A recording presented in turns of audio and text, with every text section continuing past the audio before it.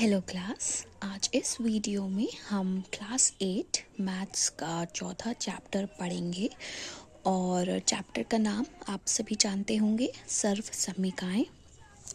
इस चैप्टर को हम आज इस वीडियो के माध्यम से स्टार्ट करेंगे और इस की पहली एक्सरसाइज करने से पहले कुछ सर्वसम्मिकाएं, जिसको इंग्लिश में कहते हैं आइडेंटिटीज, उनको हम देखते हैं। ठीक है, समझेंगे कि कैसे विस्तार विधि के द्वारा हम एक आइडेंटिटी का फॉर्मूला लिख सकते हैं। और ये सारी सर्वसम्मिकाएं जो भी इस चैप्टर में दी गई हैं, वो सारी सर्वसम्मिकाएं का फॉर्मूला आपको रटा होना चाहिए। बहुत अच्छे से आपको याद करना है। कहीं कहीं क्वेश्चंस आते हैं जहाँ सिर्फ डायरेक्टली एक ही सर्वसम्मिका का प्रयोग होगा, तो किसी क्वेश्चन थोड़ा घुमा कर देगा और एक से ज़्यादा सर्वसम्मिका का प्रयोग उसमें हो सकता है। तो वो हम चैप्टर जैसे जैसे पढ़ेंगे वैसे वैसे क्वेश्चंस आएंगे और तब आपको मैं समझाऊंगी। तो पहली सर्वसम्मिका जो इस चैप्टर में दी गई है वो है ये a+b। अब क्योंकि इस पूरे के ब्रैकेट लगाकर फिर यहाँ पर घन लिखा है तो इसको पढ़ेंगे। आप सुनिए पहले कि इसको पढ़ा कैसे जाता है। a+b होल क्यूब, क्योंकि ब्रैकेट लगा है ना तो होल पढ़ेंगे इसको, WHOLE, यानी कि पूरे का होल। तो a+b होल क्यूब बराबर a क्यूब या a का घन प्लस b का घन प्लस 3 गुणा a गुणा b। फिर ये भी गुणा हो रहा है किससे, a+b से।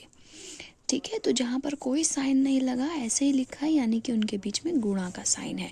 तो इसको मैं लिखूंगी 3 गुणा a गुणा b गुणा a+b, यानी a और b को पहले हम जोड़ेंगे, फिर जो मान आएगा उसको इन सब से हम गुणा कर देंगे।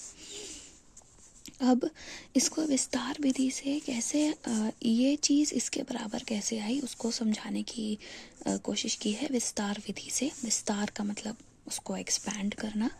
तो ये आपको पता होगा कि अगर मैंने x² लिखा है तो उसको मैं लिख सकती हूँ x गुणा x।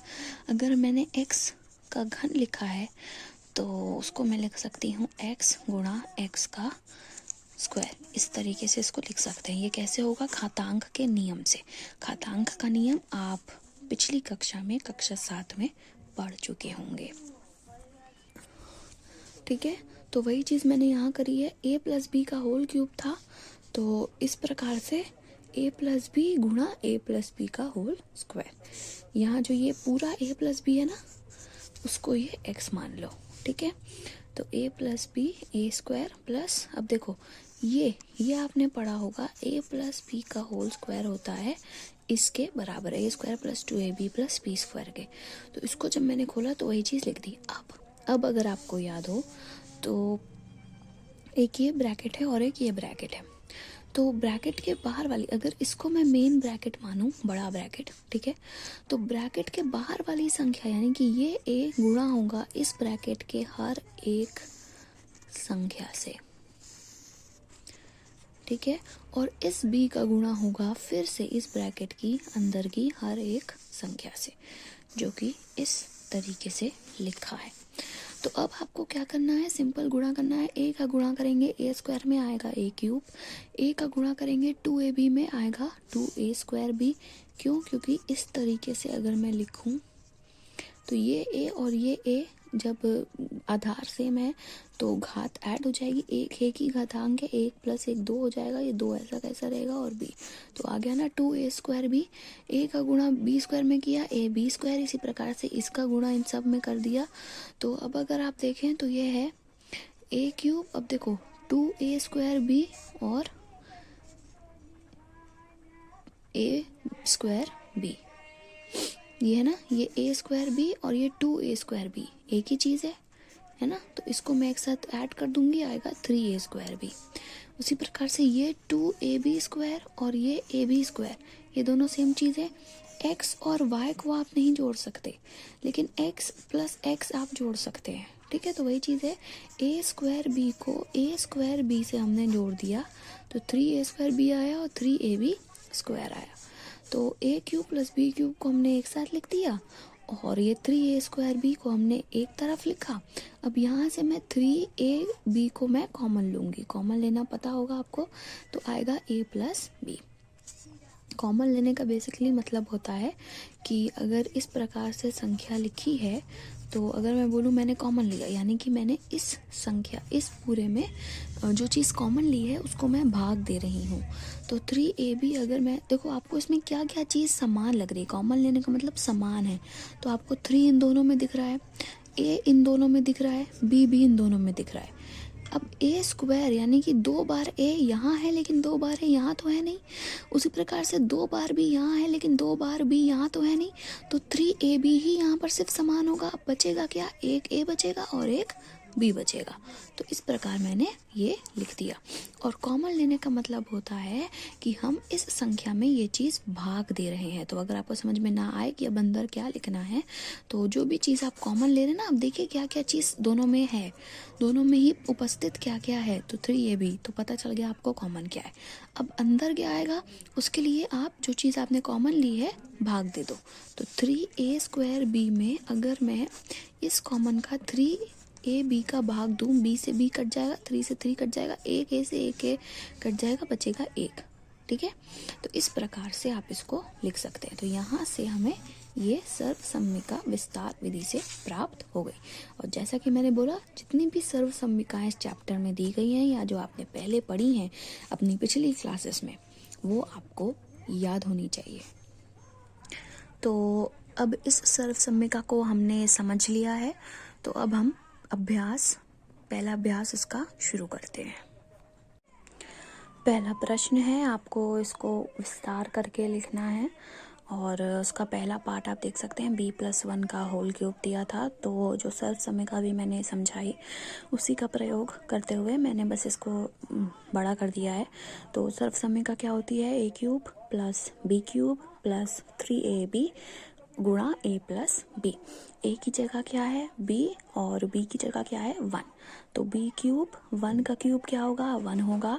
3 गुणा b गुणा 1 क्या होगा 3b होगा, और ब्रैकेट में b+1। तो इस प्रकार से मैंने इसको लिख दिया। अब 3b का गुणा b में होगा 3b², 3b का गुणा 1 में होगा 3b ही आएगा। तो बचा क्या, b³ + 1 + 3b² + 3b। ठीक है, इसी प्रकार से c+3 का होल क्यूब किया तो c का क्यूब, 3 का क्यूब, 3 का क्यूब क्या होगा, 3 को आप 3 बार गुणा करेंगे आपस में, आएगा 27। उसके बाद 3 गुणा c गुणा 3, c + 3। तो अगर आप इसको करके देखें तो 3 गुणा 3 क्या होगा 9, 9 गुणा c क्या होगा 9c, 9c को आप c + 3 में गुणा करेंगे। ब्रैकेट की बाहर वाली संख्या ब्रैकेट के अंदर मौजूद हर एक संख्या से गुणा की जाएगी। तो 9c का गुणा c में होगा, आएगा 9c²। 9c का गुणा 3 में होगा, आएगा 27c।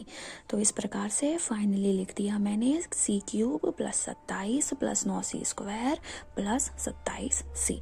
इसी प्रकार से third, fourth, fifth, sixth part आप कर लेंगे। थर्ड फोर्थ पार्ट मैंने करके बताया है, अभी फिफ्थ सिक्स्थ पार्ट मैं बताती हूँ। सॉल्यूशन मैं लिख दे रही हूँ, कुछ नहीं करना, सिंपल प्रसार करना है बस। ये है फिफ्थ पार्ट, 5 + 3y का होल क्यूब। आपने सर्वसम्मिका देखी थी जिसमें लिखा था a + b का होल क्यूब। तो उसी a की जगह 5 है और b की जगह 3y है। ठीक है, तो जब आप 3y का क्यूब निकालेंगे तो 3 गुणा y का क्यूब निकालना है आपको, यानी कि 3 का क्यूब निकालेंगे और मल्टीप्लाई करेंगे उसको y के क्यूब से। 3 का घन होगा 27, y का घन होगा y³। तो 27y³ 3y होल क्यूब का मान है। इसी प्रकार से सिक्स्थ पार्ट भी मैंने किया है, जो कि है xy + 2a का होल क्यूब। इसको प्रसार करना है, तो xy यानी कि a और 2a यानी कि b। तो xy का होल क्यूब निकलेगा, x का भी क्यूब और y का भी क्यूब, यानी कि x³ y³। 2a³ में 2 का क्यूब गुणा a का क्यूब, यानी कि 8 गुणा a³। तो 8a³ मैंने लिखा है। तो उस प्रकार से ये किया। और फिर 2axy + 2y, जब आप 3 गुणा xy गुणा 2a करेंगे, आएगा 6xya। और इस 6xya का ब्रैकेट के अंदर मौजूद हर एक संख्या से गुणा होगा, यानी कि 6xya को आप गुणा करेंगे xy से और फिर 6xya का गुणा होगा 2a से और दोनों को जोड़ दिया जाएगा। तो इस प्रकार से मैंने ये प्रसार किया। तो यह है दूसरा प्रश्न। पहला पार्ट ये भिन्न के रूप में है। a/2 प्लस b/5 का होल क्यूब आपको विस्तार करना है। यहाँ पर a की जगह है a/2 और b की जगह है b/5। ठीक है, तो वही विस्तार के रूप में आप वैसे ही लिख देंगे। a/2 का होल क्यूब यानी कि a का क्यूब बटे में 2 का क्यूब यानी कि a3/8। b/5 का होल क्यूब यानी कि b का क्यूब बटा 5 का क्यूब यानी कि 125। उसके बाद 3 गुणा a/2 गुणा b/5, तो 3ab 2 गुणा 5 कर देंगे 10। इस प्रकार से हमने किया। फिर 3ab/10 का गुणा ब्रैकेट के अंदर मौजूद हर एक संख्या से होगा, तो 3ab/10 का गुणा होगा 1/2 में, प्लस करके लिखेंगे 3ab/10 गुणा b/5। तो इस प्रकार से हम इसको विस्तार करेंगे। अब सेकंड पार्ट में अगर आप देखें तो ऐसे ही करना है, बस यहाँ पर ये चीज़ हुई है कि जब हमें 3 गुणा a गुणा b करते हैं तो यहाँ 3y गुणा 1/4y में y कैंसिल हो गया तो 9/4 आया। ठीक है, तो इस प्रकार से हमने इसको सॉल्व कर दिया। यह है तीसरा प्रश्न। इसमें आपको 31 का क्यूब करना है। पहला पार्ट है ये तीसरे प्रश्न का, और प्रसार करना है वही पहली सर्वसम्मिका यूज़ करनी है। a की जगह अब देखो 31 को मैं लिख सकती हूँ 30 + 1। ठीक है, तो a की जगह हो गया 30 और b की जगह हो गया 1। तो वही प्रसार वाला यूज़ करके हमने 30 का क्यूब निकाला प्लस 1 का क्यूब प्लस 3 गुणा 30 गुणा 1 गुणा 30 + 1। तो आप देखिए 30 का क्यूब हो गया 9000, 3 का क्यूब होता है 9 और 10 का क्यूब क्या होता है 1000, तो हो गया 9000 + 1 का क्यूब 1 ही होता है। 3 गुणा 30 गुणा 1 क्या होगा 90, 90 का गुणा करना है 30 में, 90 का गुणा करना है 1 में, तो आएगा 2700 + 90 और फिर इन सब को हमें जोड़ देना है, तो 11791 यही इसका फाइनल आंसर है। उस प्रकार से ही सेकंड पार्ट है 102 का क्यूब।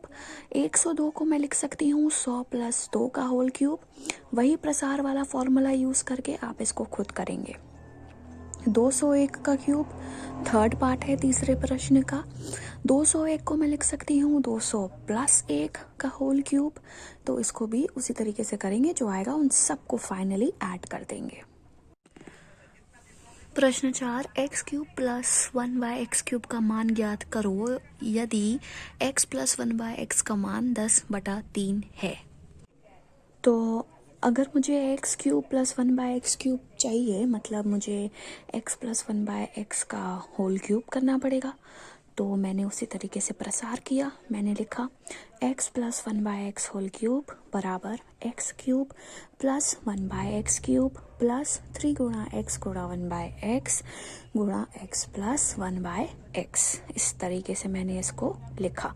अब जब 3 गुणा x गुणा 1/x है तो x अंश में भी है हर में भी है। अगर एक ही चीज़ हो अंश और हर में और वो कट सकती है तो हम उसको काट देते हैं, इसीलिए बचा 3।